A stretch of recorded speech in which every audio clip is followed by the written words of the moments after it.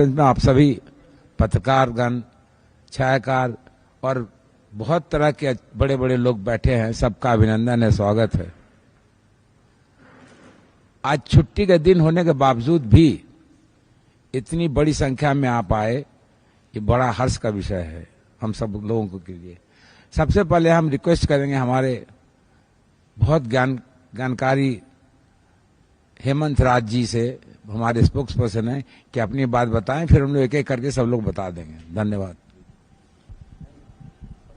आज संवाददाता सम्मेलन में उपस्थित इलेक्ट्रॉनिक्स मीडिया एवं प्रिंट मीडिया के सभी साथियों,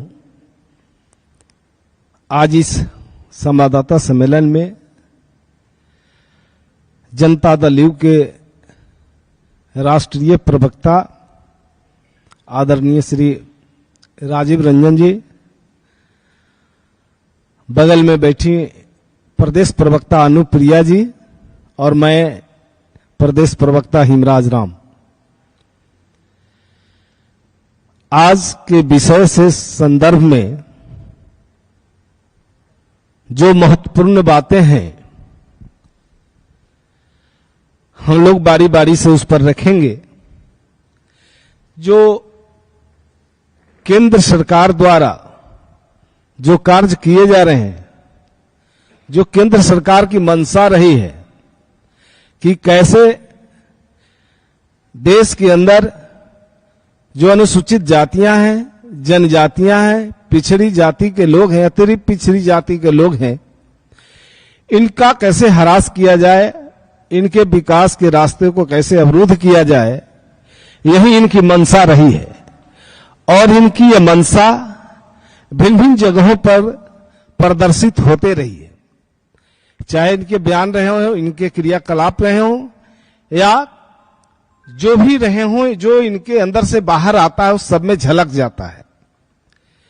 हमेशा इन्होंने अनुसूचित जाति और जनजातियों के विरुद्ध, अति पिछड़ा पिछड़ी जातियों के विरुद्ध काम किया है, संविधान को ताक पर रखकर। जैसा कि आपको मालूम है कि कुछ दिन पूर्व जो एक योजना थी, बाबू जगजीवन राम छात्रावास योजना, जो केंद्र प्रायोजित योजना थी, बहुत पूर्व से चली आ रही थी।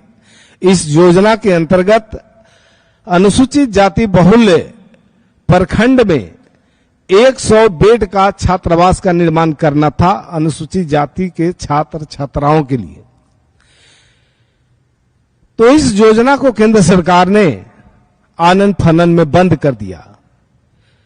पिछड़ी जातियों के बच्चों के लिए 1 क्लास से लेके 8 क्लास तक के बच्चों को छात्रवृत्ति दी जाती थी। केंद्र सरकार ने उस छात्रवृत्ति को भी बंद कर दिया, उस पर रोक लगा दिया। आपको मालूम है कि बिहार के अंदर जातीय गणना हो रही थी सरकार के द्वारा। भारतीय जनता पार्टी ने अपरोक्ष रूप से अपना बैनर नहीं लगा के, बल्कि अपने लोगों को खड़ा करके कोर्ट में मामला दायर करके इसमें बाधा उत्पन्न कर दिया। चूंकि भारतीय जनता पार्टी ये नहीं चाहती कि पिछड़ी जाति के लोग या अन्य जातियों के लोग, जिन्हें रिजर्वेशन का भी प्रावधान है, और रिजर्वेशन में भी कुछ ऐसी जातियां हैं जिसको सरकार का पूरा पूरा लाभ योजनाओं का नहीं मिल पाता है, तो सरकार अपने स्तर से इस जाति गणना को एक तरह से सर्वे करा रही थी कि किस जातियों की स्थिति क्या है सामाजिक और आर्थिक रूप से। तो ये इन्हें पचा नहीं, इस पर जो है कोर्ट में अपरोक्ष रूप से इन्होंने मामला दायर करके इस पर रोक लगा दिया। दूसरा मामला है कि जो जनगणना होती है देश के अंदर 10 साल में, 11 के बाद 2021 में जनगणना होना था। 2021 में भारतीय जनता पार्टी की सरकार ने जनगणना देश में नहीं कराया। मेरा साफ आरोप है कि अभी तक 21 के बाद अभी तक जनगणना का नहीं कराया जाना देश में 2026 में कैसे होगा नया परिसीमन, और जो अनुसूचित जातियां और जनजातियां हैं उनकी आबादी काफी संख्या में बढ़ी है, तो उनके रिजर्वेशन को भी उस हिसाब से बढ़ना चाहिए था। तो 2000 में जब परिसीमन नहीं होगा तो फिर कैसे उस चीज को जो है फिर लाया जाएगा। तो मेरा साफ आरोप है कि अनुसूचित जातियों और जनजातियों के आरक्षण का विरोधी भी है भारतीय जनता पार्टी। तो इस तरह से हम एक साफ साफ कह सकते हैं कि भारतीय जनता पार्टी अनुसूचित जाति, जनजाति, पिछड़े और अति पिछड़ों का और महिलाओं का घोर विरोधी पार्टी है, और इनकी मंशा इनके क्रियाकलापों से साफ साफ जाहिर हो चुका है। अब मैं चाहूंगा कि हमारे राष्ट्रीय प्रवक्ता महोदय राजीव रंजन बाबू मौजूद हैं, वो बाकी चीजों को बताएंगे। चलिए, बहुत बहुत धन्यवाद हेमराज जी। यहाँ उपस्थित हमारे पत्रकार बंधुगण, हमारे दोस्त बंधुगण और अनुप्रिया जी, सबका अभिनंदन है, स्वागत है। जो इन्होंने कहा उसको आज के संदर्भ में कुछ बताना चाहता हूं। कुछ घंटे पहले भारतीय जनता पार्टी ने जेपी नड्डा साहब के नेतृत्व में एक नई कमेटी बनाई गई। वो कमेटी में बिहार की स्थिति खराब नहीं, बहुत खराब है।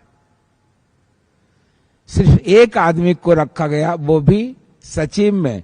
यहां से न कोई उपाध्यक्ष है, न कोई महासचिव है, और न किसी दूसरे पोस्ट पे है। बिहार के लोगों के लिए इससे ज्यादा खराब स्थिति और क्या हो सकती है। पहले कम से कम एक राधा मोहन जी थे, उनको भी उन्होंने हटा दिया है।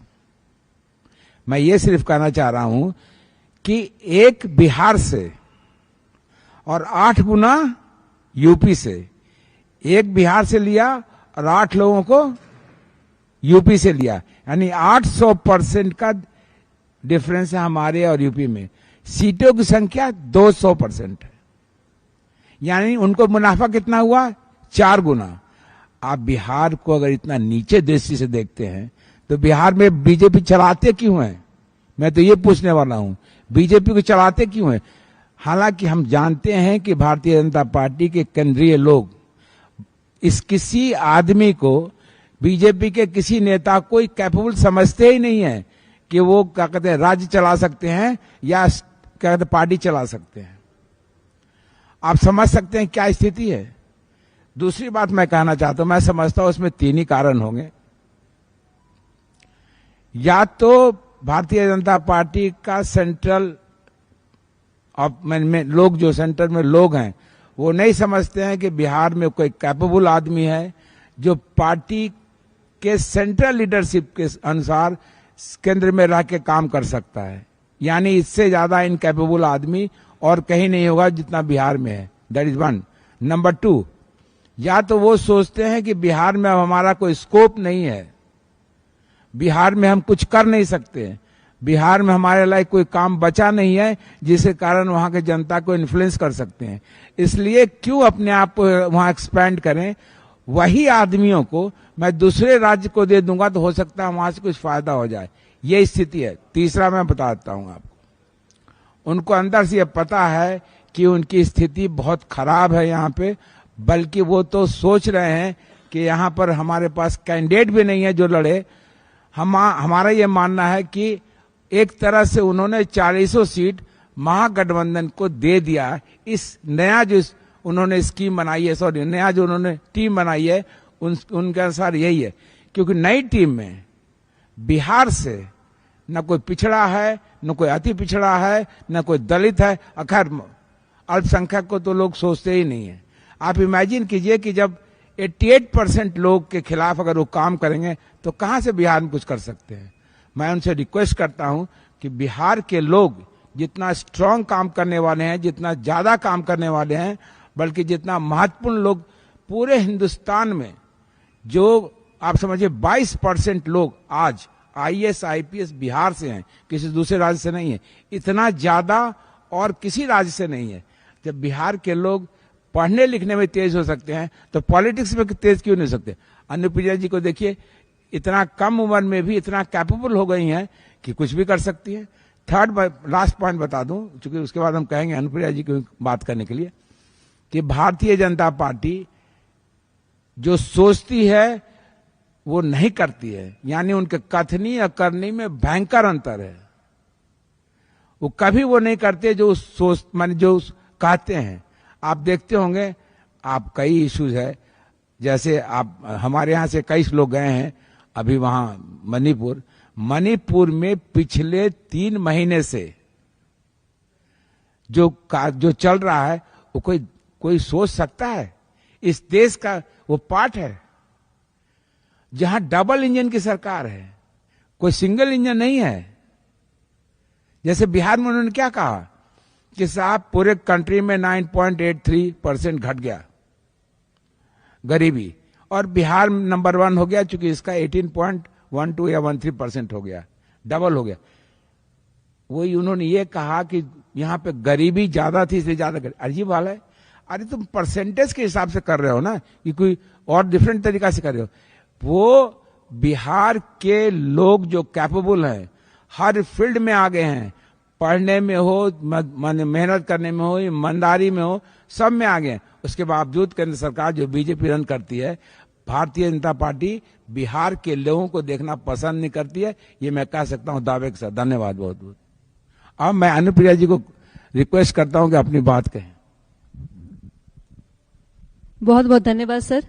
जैसा कि आपने अभी सुना हमारे पार्टी के राष्ट्रीय प्रवक्ता राजीव रंजन जी को, उन्होंने स्पष्ट बताया कि जो चेहरा भाजपा का है, जो चाल है और चरित्र है, वह स्पष्ट दिखता है आज की उनकी नई कमेटी में। वो कहते हैं कि हम पिछड़ों, अति पिछड़ा और हमारे प्रधानमंत्री पिछड़े हैं, लेकिन उनका चेहरा जो है, वो चरित्र, वो आज उजागर हो गया कि मात्र एक व्यक्ति को उन्होंने बिहार से दिया मौका।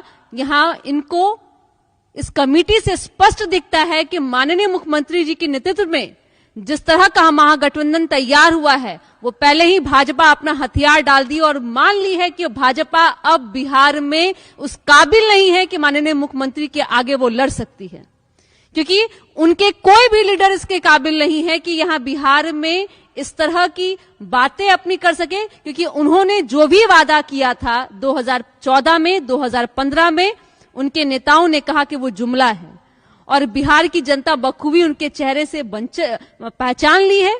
इसीलिए भाजपा पहले ही हथियार डाल चुकी है, और जो भाजपा का असली चेहरा है, जो हमने 82 से 83 दिन में देख लिया, जो भाजपा की जहां सरकार है, डबल इंजन की सरकार, जैसा सर ने कहा, मणिपुर में उनका एक नारा है, बेटी बचाओ बेटी पढ़ाओ। प्रधानमंत्री जी, उस नारे में कुछ त्रुटि रह गई, उन्होंने सही नारा नहीं बोला। उनका कहना यह था कि जहां जहां भाजपा की सरकार है, जहां भाजपा के नेता है, भाजपा के नेताओं से अपनी बेटी को बचाओ। क्योंकि बृजभूषण की जो घटना थी दिल्ली की, उससे हम उभरे ही नहीं थे कि हमने मणिपुर भी देखा। मुझे नहीं लगता कि मैंने अपने जीवन काल में ऐसा कुछ देखा, और मैंने इतिहास में भी ऐसा नहीं पढ़ा था।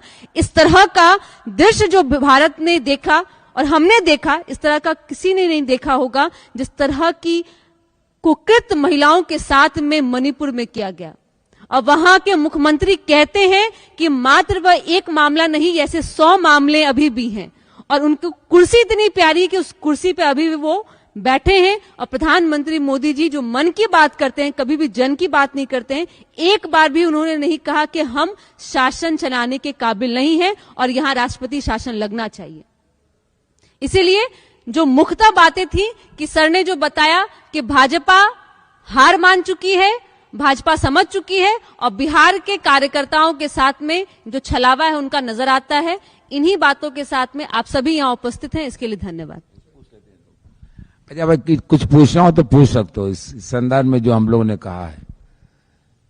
हालांकि कोई बात छुपाया नहीं, इसलिए कोई ऐसी बात नहीं जो आप लोग पूछोगे, लेकिन